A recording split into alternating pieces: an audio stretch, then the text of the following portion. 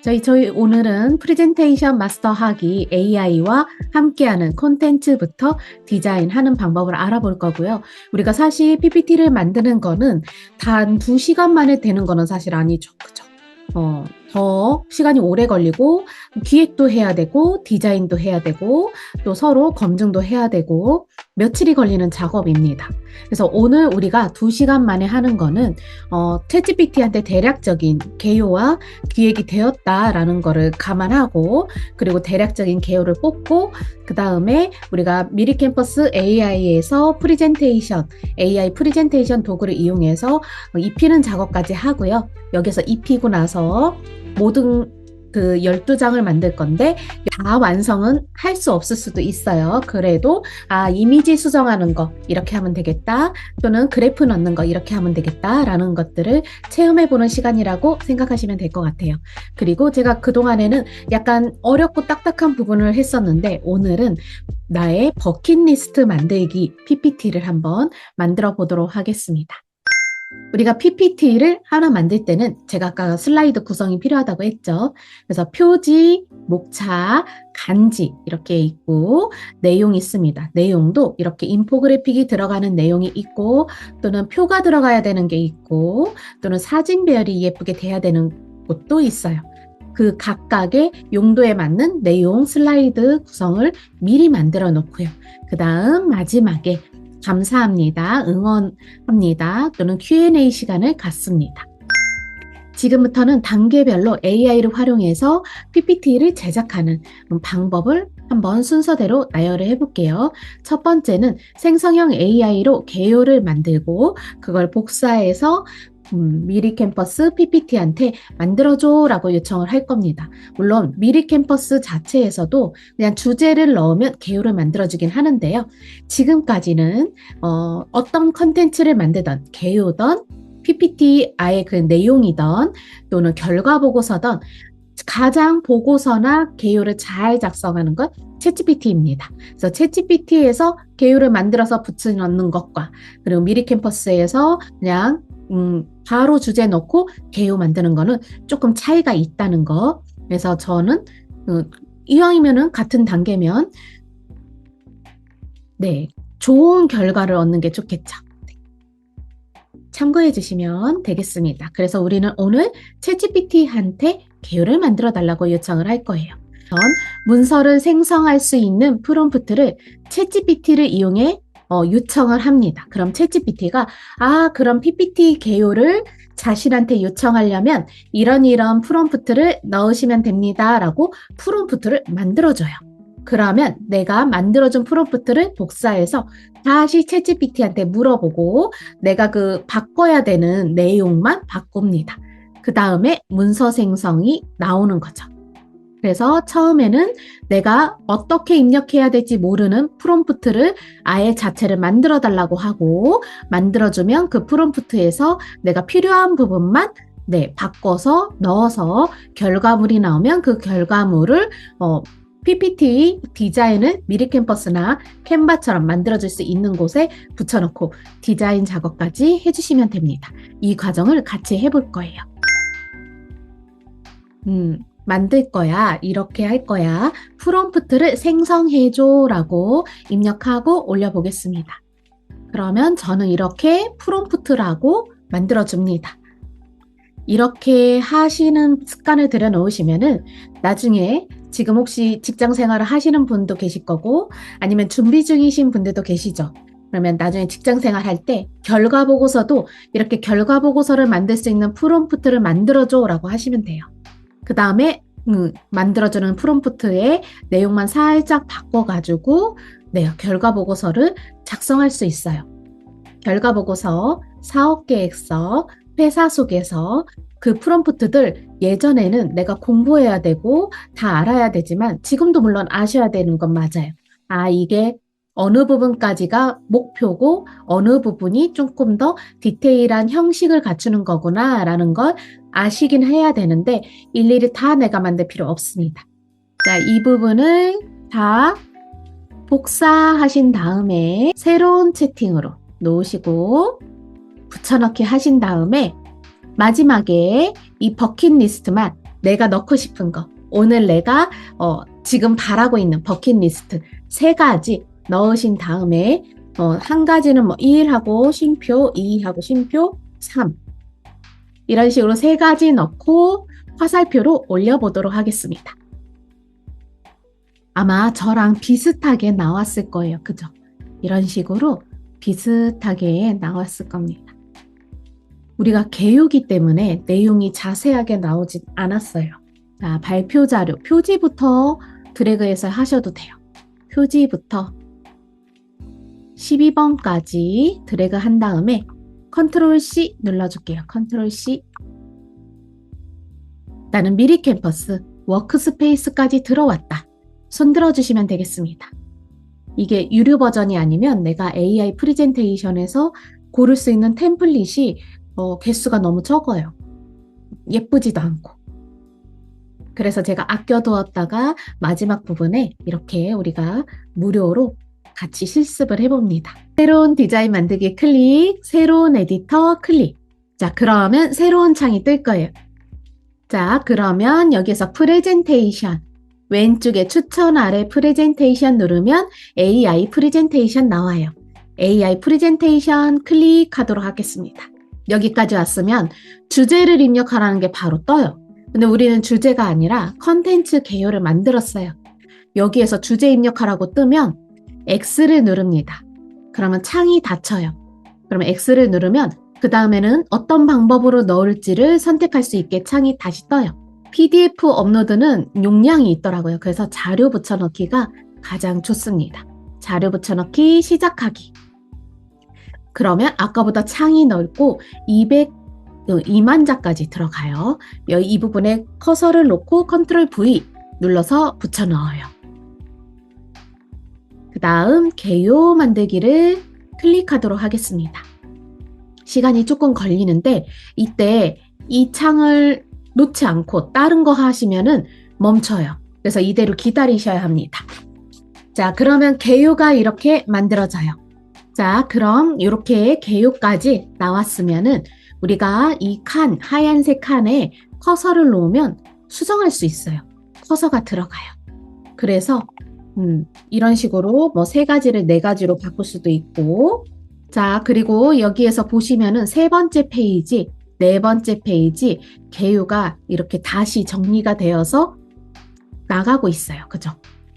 그래서 12페이지까지 나오는데 이때도 연필을 누르시면은 내용 수정도 되고 항목도 추가할 수 있어요. 그리고 3페이지, 4페이지 앞에 이 아이콘을 클릭하시면은 순서도 변경이 가능해요. 중간에 나는 추가하고 싶다. 한 번에 20페이지까지 만들어져요. 그래서 플러스를 눌러서 무언가 추가할 수도 있고 삭제할 수도 있습니다. 자, 여기 보시면은 이제 템플릿을 고르러 가는 거예요.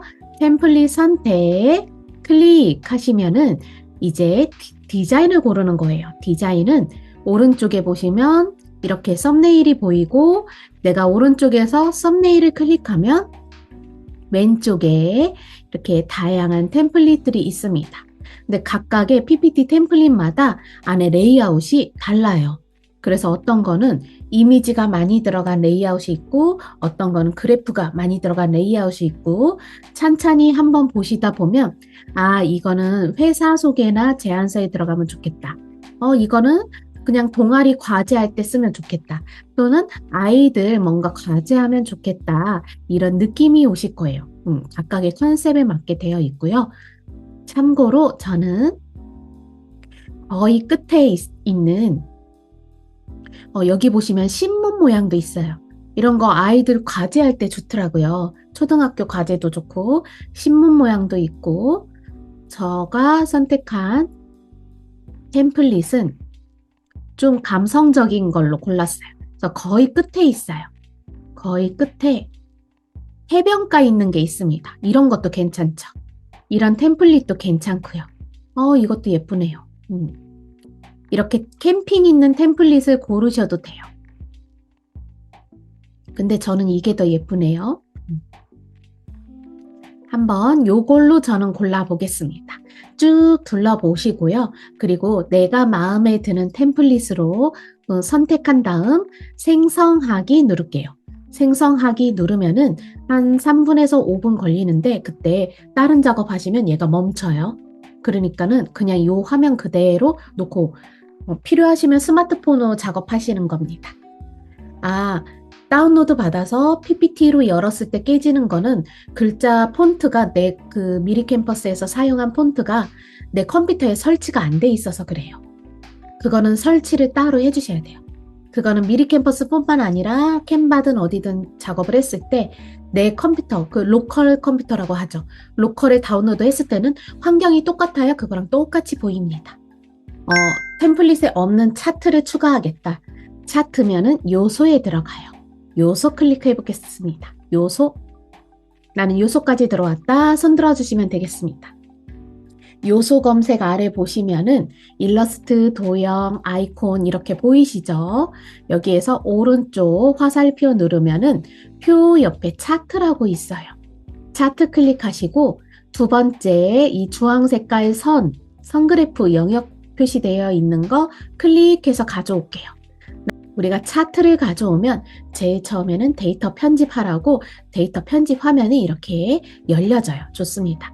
여기에서 확인하시면 좀 더 쉬울 거예요. 그래프 보기 편하게 조금 더 늘려놓겠습니다. 그리고 클릭해서 만일 나는 데이터 편집을 나갔다. 그러면 다시 데이터 편집을 들어가시면 돼요. 들어가시고 수치가 낮은 거를 엄청 높게 한번 바꿔보세요. 표시가 확 나게.